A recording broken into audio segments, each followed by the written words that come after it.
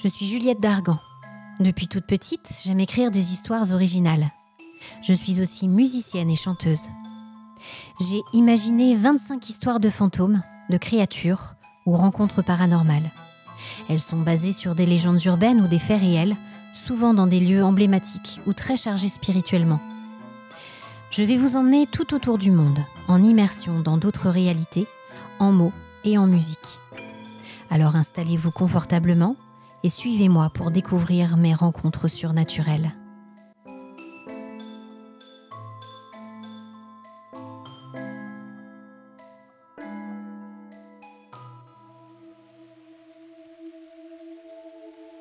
Bonjour mes amis, j'espère que vous allez bien. On va finir notre exploration du continent nord-américain en repartant au nord dans la ville de Seattle pour ce 22e épisode. Vous écoutez Rencontres surnaturelles, épisode 22, l'ange gardien.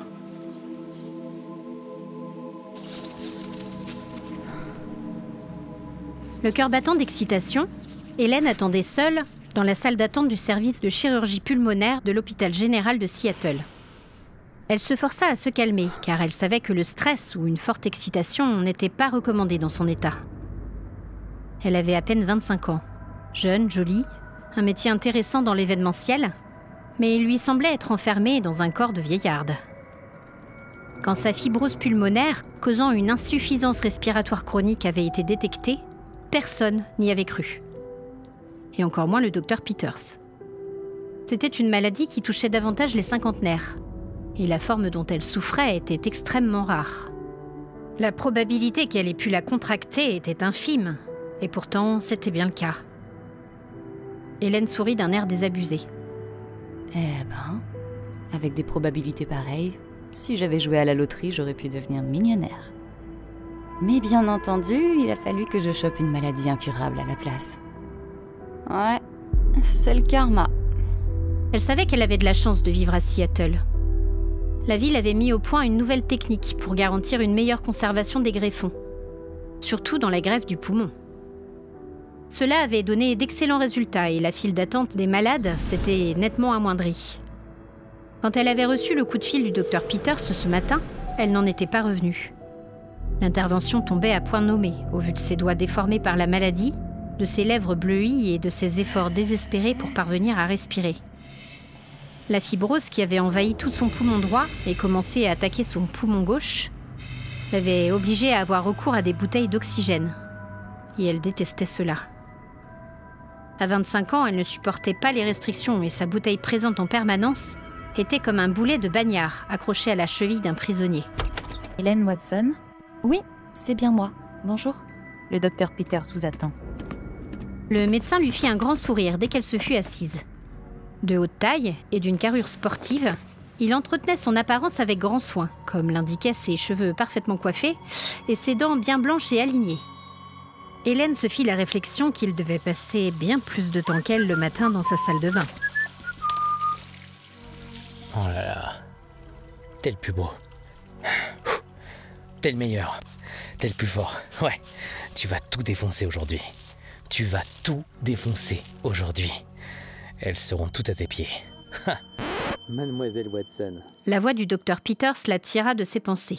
Mademoiselle Watson, vous avez de la chance, vous savez. J'ai des poumons pour vous. En parfait état de marche. Hélène avait l'impression qu'il était en train de lui vendre une voiture.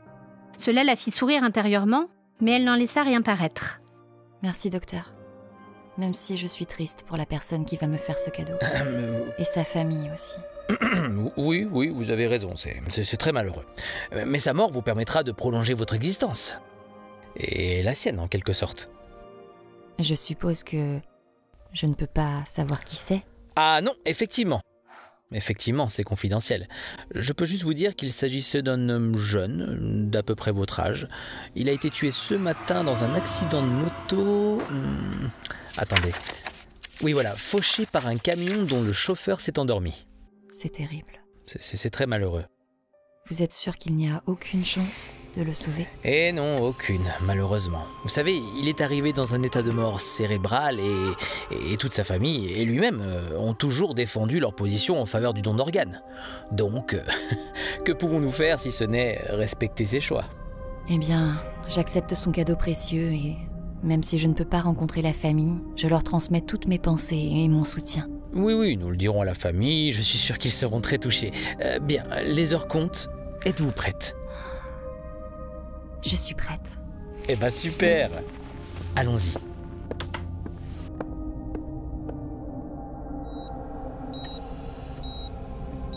Elle fut rapidement anesthésiée et peu après on installait une circulation extracorporelle qui rendait possible la transplantation des 2 nouveaux organes. C'est au moment de poser le deuxième Carter. poumon que la tension d'Hélène chuta d'un seul Bordel. coup et que toute l'équipe médicale passa en mode commando. Scalpel! Enfin, c'est comme ça qu'elle l'observa, flottant au-dessus de son propre corps et détaillant toute l'agitation presque militaire du bloc opératoire. La voix, soudain plus sèche et tendue du docteur Peters, claquait dans la pièce surchauffée. Est-ce qu'on peut faire baisser cette putain de température? Comment vous voulez travailler dans de bonnes conditions? Oui, docteur, je m'en occupe tout de suite. Hélène observa l'une des infirmières courir jusqu'au boîtier permettant de piloter la température, et une légère brise fraîche et délicieuse vint caresser ses épaules immatérielles. Elle fut choquée de voir que le bon docteur Peters, au sourire aussi charismatique, ne remerciait même pas la jeune femme. Scalpel? Une autre soignante placée à ses côtés réagissait à la moindre de ses Carter. instructions, toujours énoncée d'une voix sèche. Je voudrais pas travailler avec ce gars. Donnez-moi ça. Quel sale con. Scalpel! Donnez-moi ça. À un moment, l'infirmière, perdue dans ses pensées, perdit son rythme bien huilé. Nancy. Prendre l'ustensile Oui, ça. demandé, le donner au médecin, reprendre l'ustensile inutile. Nancy, espèce de petite gourde. Si vous n'êtes pas capable de passer les instruments, je vous fais virer. C'est clair? Bien sûr, docteur. Je suis désolée. Eh ben voilà, bonne fille. Ah, et Nancy, tu viendras dans mon bureau tout à l'heure. Je vais t'apprendre à être attentive, crois-moi. Je ne peux pas ce soir, docteur Peters. Je dois rentrer m'occuper de ma mère. La garde malade part à 19h, donc... Je m'en fous. Si tu viens pas, tu peux dire adieu à ton boulot. Au revoir la paye. Au revoir. Et puis une fois au chômage, on verra comment tu t'occupes de ta mère. Défaite, la jeune infirmière hocha simplement la tête et l'opération se prolongea. Ils avaient réussi à stabiliser son rythme, mais Hélène flottait toujours là-haut, au-dessus du bloc opératoire. Soudain, elle vit une grande lumière aveuglante devant elle. Elle se sentait irrésistiblement attirée par celle-ci. Une impression de béatitude, de chaleur l'envahit, comme la sensation d'être enfin rentrée chez elle. Elle avait envie de ne faire qu'une avec cette lumière. Des couleurs et des odeurs magnifiques éclatèrent dans sa tête. Elle se sentait de plus en plus détachée de son corps et du monde en dessous d'elle. Et merde, on est en train de la perdre. Bordel, pas une de plus. Les stades vont en prendre un coup. Une grande silhouette emplie de lumière se tenait devant elle. Il s'agissait a priori d'un homme assez jeune. Il émanait de lui beaucoup d'amour, comme une volonté de la protéger. Hélène avait toujours été très indépendante, menant sa vie avec passion et encaissant les aléas qui pouvaient se trouver sur sa route avec force et philosophie. Solitaire, elle n'avait jamais compté que sur elle-même, et pourtant la sensation d'être autant aimée et protégée lui fit un bien fou. Elle sentit le lien avec son enveloppe corporelle se renforcer soudain, et la grande silhouette dont elle voyait un peu mieux les traits la poussa en arrière en lui souriant gentiment. Elle comprit que ce n'était pas son heure, et qu'il fallait qu'elle revienne dans son propre corps, mais que la présence protectrice serait toujours là pour elle, à l'attendre de l'autre côté. Juste avant d'être comme aspirée dans son corps, elle distingua 2 yeux d'un bleu profond et un visage masculin dans la silhouette qui lui semblait maintenant très lointaine.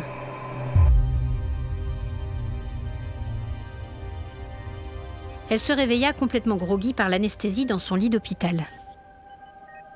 Le soleil éclatant de cette chaude journée de juin illuminait la pièce, égayée par des fleurs au parfum délicat, trônant sur une petite table dans sa chambre. Une infirmière entra dans la pièce pour prendre ses constantes et lui sourit. Ah, mademoiselle Watson, vous êtes réveillée. Vous avez pris votre temps, mais c'est bien. C'était nécessaire. Je vais prévenir le docteur Peters. Hélène la regarda sortir et se rendormit aussitôt. Oh, mais qui sort de son sommeil? La Belle au bois dormant ou mademoiselle Watson? C'est parfait. J'allais justement demander à ce qu'on vous réveille. L'opération s'est très bien passée, mais vous nous avez fait une belle frayeur à un moment. Son sourire faux la laissa indifférente. Une sourde colère montait en elle malgré la douleur, la fatigue et son état encore très vaseux. J'ai tout vu, vous savez. À un moment, je suis comme sortie de mon corps. Je flottais au-dessus de la table d'opération. Et j'ai tout observé, tout entendu. Allons, allons, mademoiselle Watson, vous avez sûrement rêvé tout ça. Vous aviez trop chaud. Et l'une des infirmières a baissé la température à l'aide du bloc d'air conditionné situé à gauche, à l'entrée de la salle. Vous ne l'avez pas remercié au passage. L'infirmière qui était présente dans la chambre étouffa un petit rire qui lui valut un regard noir du docteur Peters. Et j'ai entendu ce que vous avez dit à cette pauvre Nancy.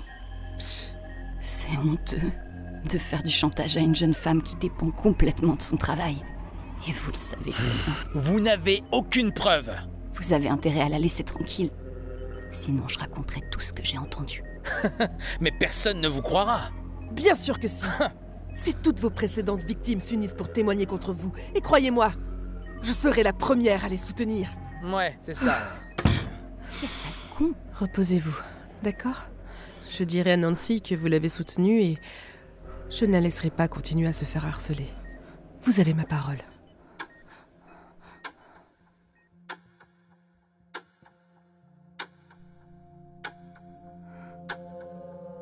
Sa convalescence fut longue et douloureuse, mais le bonheur de pouvoir respirer à nouveau à fond était incomparable. Tout au long de son séjour à l'hôpital, elle eut l'impression qu'une présence bénéfique et chaleureuse veillait sur elle. Elle repensa à la grande silhouette lumineuse et fut persuadée que cet esprit, son ange gardien, était toujours là à ses côtés. Après un mois passé à récupérer, Hélène put enfin rentrer chez elle, avec pour instruction d'y aller doucement. Elle posa son sac près de la porte d'entrée et inspira avec bonheur le parfum unique de sa maison. Elle l'avait hérité de sa grand-mère et elle avait gardé son habitude de toujours placer un pot pourri dans le salon, donnant une légère odeur florale à l'atmosphère. Elle se figea. L'odeur lui paraissait presque déplaisante. Elle fronça le nez et les sourcils. Oh, cela lui soulevait presque le cœur. Elle ne réfléchit pas plus longtemps, saisit le pot contenant les pétales séchés et jeta le tout à la poubelle. Elle veilla à ne pas forcer dans les semaines qui suivirent. Même si elle se sentait pleine de vie, elle savait qu'elle devait prendre son temps pour sa convalescence. Elle alterna les allers et retours entre chez elle et l'hôpital, jusqu'à se sentir enfin prête à pouvoir reprendre une vie normale, quelques 3 mois après son opération. Elle avait remarqué plusieurs changements notables dans sa vie. Hélène était une jeune femme rangée, et même plutôt timide, qui ne faisait pas de vagues, vivait seule, travaillant de longues heures et sortant peu. Elle préférait passer une soirée au fond de son lit à bouquiner qu'aller faire du sport ou traîner dans les bars. En fait, elle ne buvait pas, ne supportant pas l'alcool. Et elle était allergique aussi à tout ce qui contenait des arachides depuis toujours, ce qui compliquait parfois ses choix culinaires quand elle sortait manger quelque part. La première chose qui lui avait fait comprendre qu'elle était différente fut sa décision soudaine et impulsive un soir d'aller toute seule au restaurant chinois. Elle détestait la nourriture asiatique et tout ce qui était pimenté. Pourtant, c'est sans aucune hésitation qu'elle entra dans le restaurant et commanda un plat de nouilles sautées au poulet et à la sauce satay, extra pimentée. Elle goûta d'un air prudent l'assiette posée devant elle. Le goût était juste divin. C'était vraiment très fort, mais la brûlure du piment relevant la sauce presque sucrée et son petit goût de beurre de cacahuète... Mais non! Il y a du beurre de cacahuète là-dedans! Elle se raidit, attendant la crise, le gonflement de sa gorge. Mais rien ne se passa. Elle prit une autre bouchée qu'elle dégusta, puis une autre et encore une autre. Elle mangea toute son assiette et elle n'eut absolument aucune réaction allergique. Et puis tout d'un coup, elle eut envie d'une grande bière fraîche. Pourtant, elle ne buvait jamais d'alcool et elle détestait la bière. Mais là, l'envie était trop forte. Elle commanda et but son verre tranquillement, fermant les yeux de plaisir. Quand elle sortit du restaurant, elle se sentait un peu vaseuse et la tête lui tournait. N'ayant pas l'habitude de boire, la bière lui était vite montée à la tête. Elle s'apprêtait à traverser la rue quand elle se sentit soudain retenue en arrière, comme paralysée, vacillante, juste au bord du trottoir. Une voiture roulant à vive allure passa à 2 cm d'elle, la frôlant de très près. L'adrénaline envahit son système sanguin. Si elle avait continué à traverser, elle serait morte à présent. Une drôle d'odeur un peu sucrée et musquée à la fois envahit ses narines.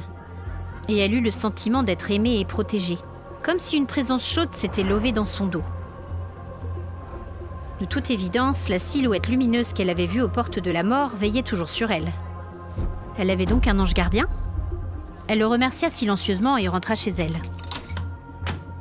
Une fois arrivée, elle se blottit dans son canapé et mit une vidéo d'un film d'action. Elle détestait ce type de film avant l'opération. Elle haussa les épaules et laissa le film se dérouler devant elle, tout en feuilletant son livre préféré. Elle était sûre que le garçon qui lui avait fait don de ses poumons tout neufs était présent en elle en quelque sorte. Alors si elle pouvait lui faire plaisir tout en continuant à faire ce qu'elle aimait, ce n'était pas cher payé.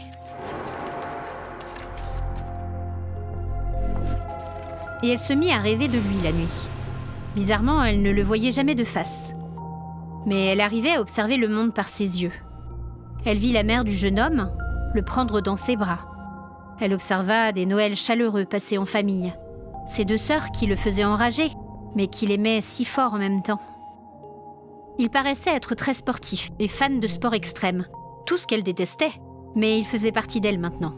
Et elle se devait d'entretenir sa mémoire, de saluer sa vitalité, sa générosité et sa joie de vivre.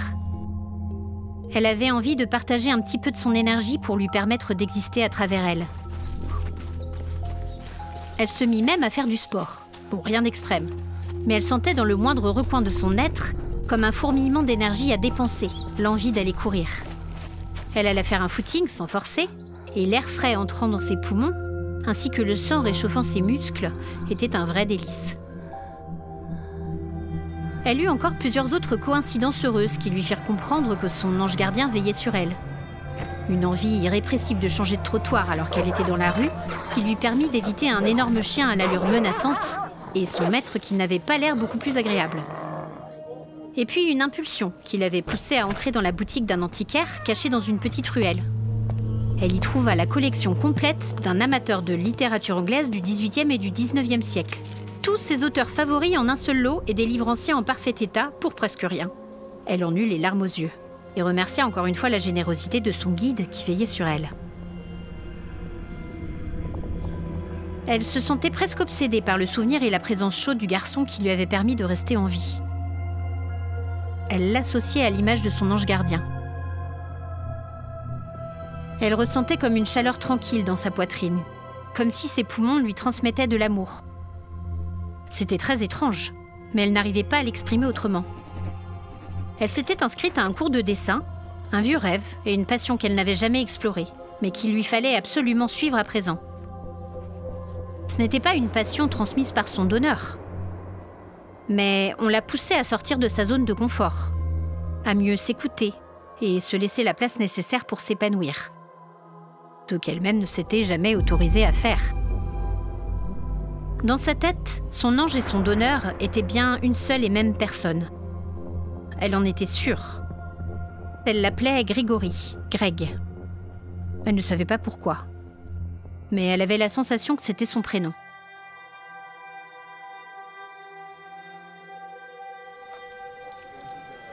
Elle reprit le travail, et alors qu'elle appréhendait de replonger dans le rythme infernal qu'elle s'était elle-même imposé avant son opération, elle redécouvrit son métier avec bonheur.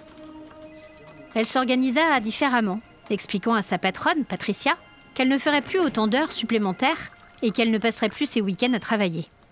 Mais celle-ci lui fit un clin d'œil en la rassurant. Hélène, je suis persuadée que tu seras tout autant investie dans l'entreprise. Mais différemment. Je te connais, tu sais.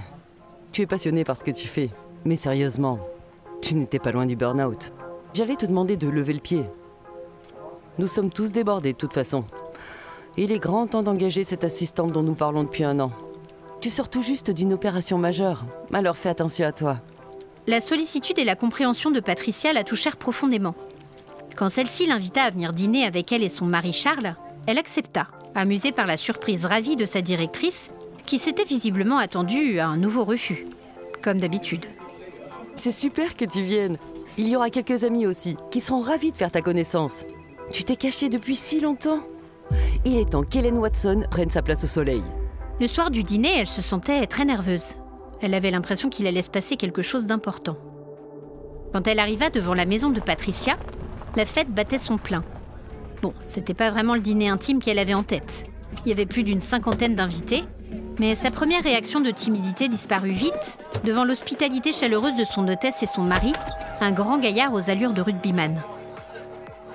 Patricia lui présenta plusieurs personnes, dont un très bel homme qui lui plut tout de suite et qui avait l'air de partager son attirance, à en croire les regards qu'il lui lançait.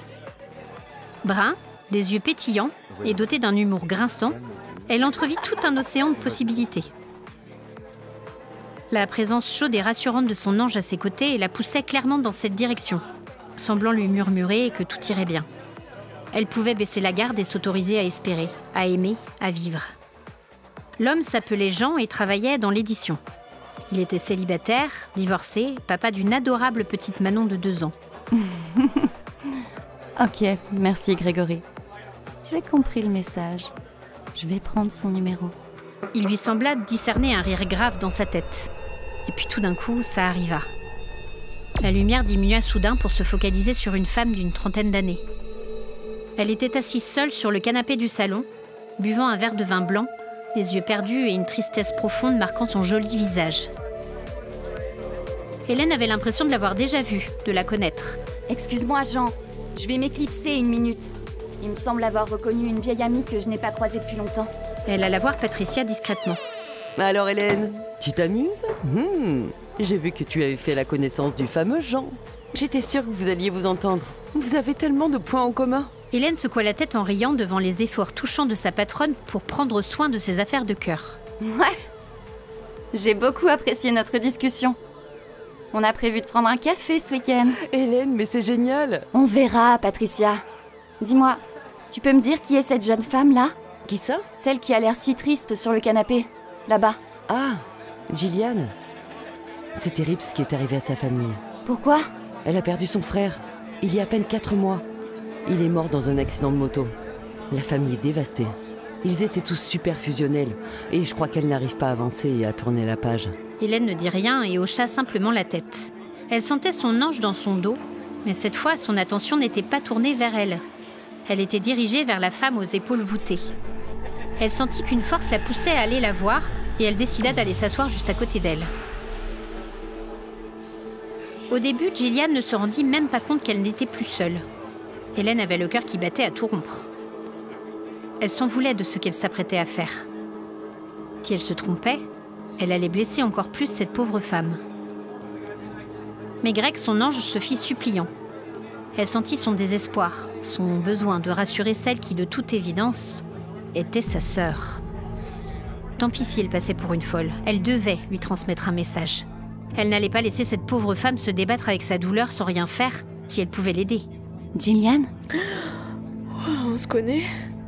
Je suis désolée de vous déranger. Je m'appelle Hélène. J'ai un message de la part de Grégory. Pour vous, pour votre sœur et votre mère aussi. Vous allez me prendre pour une folle, mais je crois que je suis liée à Grégory. Il veut vous dire qu'il vous aime. Il n'a pas eu le temps de vous dire au revoir. Il n'a pas souffert. C'est arrivé très vite. Il est en moi. Comment ça, en vous? Votre frère, il a fait don de ses organes, n'est-ce pas? Oui. Comment vous savez ça? J'ai reçu ses poumons, je crois. Il vit toujours. Enfin, une petite partie de lui, en tout cas. À travers moi.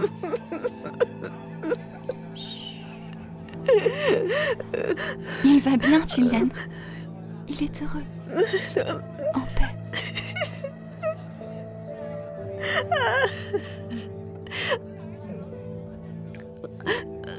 Racontez-moi ce que vous savez. Hélène lui expliqua tout ce qu'elle avait traversé. Son étrange certitude que son donneur et elle étaient connectés, qu'il était devenu, en quelque sorte, son ange gardien. Elle lui parla de ses étranges changements d'habitude.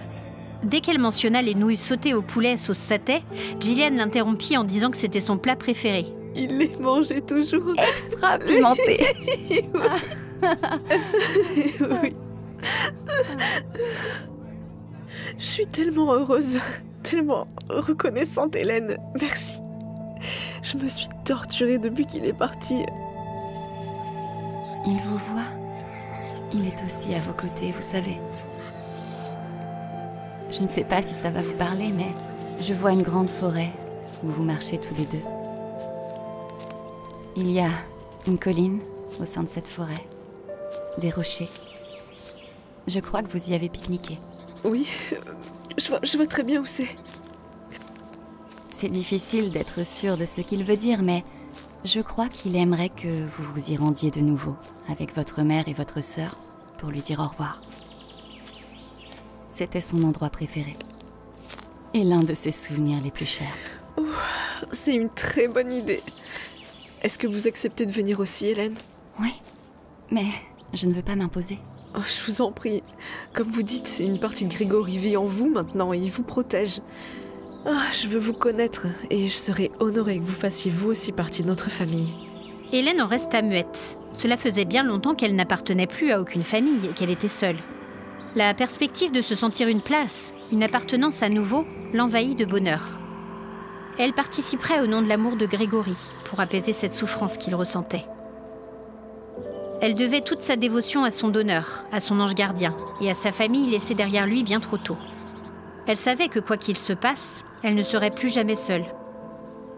Grégory faisait partie d'elle à présent, et elle se devait de le maintenir en vie à sa façon.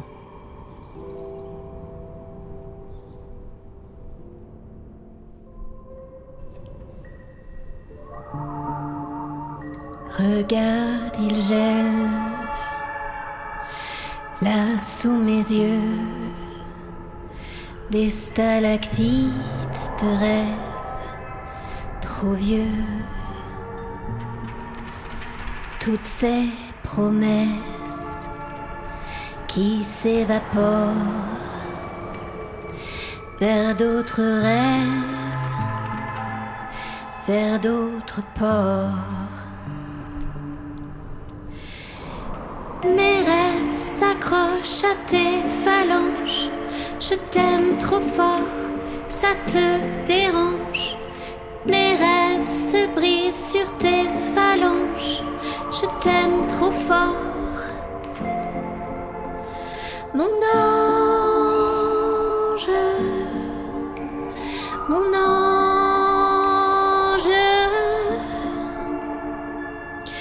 2000 saveurs, une seule me touche. Lorsque tes lèvres effleurent ma bouche, de tous ces vents, un seul m'emporte. Lorsque ton ombre passe ma porte, mes rêves s'accrochent à tes phalanges.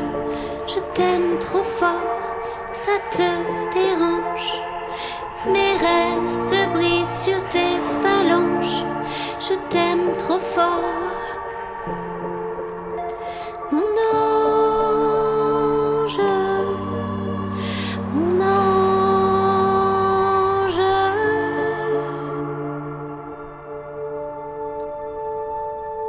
Prends mes soupirs, donne-moi des larmes. À trop mourir, on pose les armes. Respire encore, mon doux mensonge, que sous ton souffle, le temps s'allonge. Mes rêves se brisent sur tes phalanges. Je t'aime trop fort, ça te dérange. Et mes rêves se brisent sur tes phalanges. Je t'aime trop fort. Mon ange, mon ange.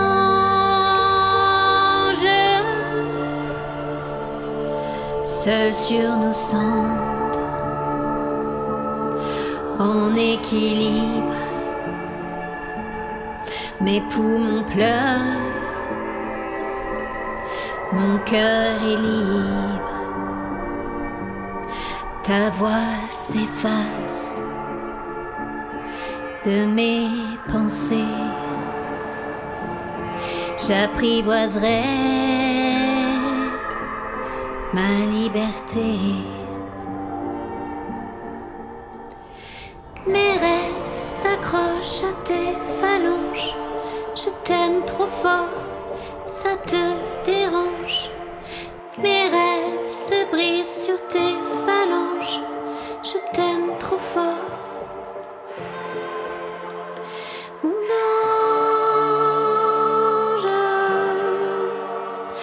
mon ange.